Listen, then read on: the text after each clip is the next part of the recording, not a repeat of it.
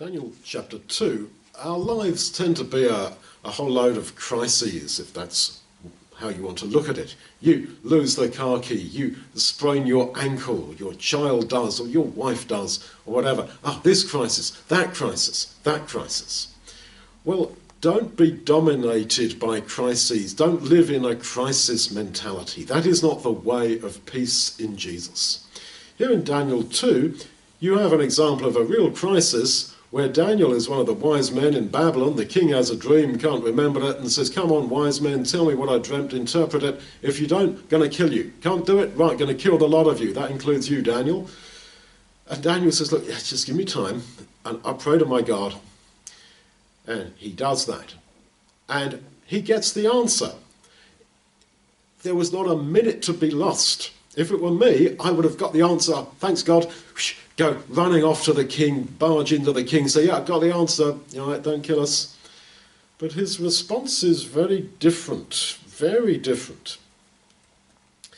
He, first of all, before he even goes to the king, he prays a prayer of thanks, quite an eloquent prayer of thanks that's recorded here, just where he is in his home, before he goes. So gratitude must dominate us above all the crises, that sense of gratitude to God.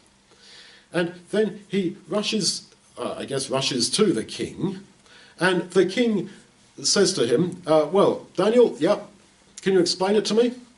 I'd have said, "Yes, sir." But he said, "No, I can't." But God can. Now, this king was so cranky. When Daniel says, "No, I can't," the king could have said, "Well, what have you come here for? Cut his head off." His humility, Daniel's humility dominates. And he says to the king, "The God of heaven has made known to us," that's him and his friends, "the answer."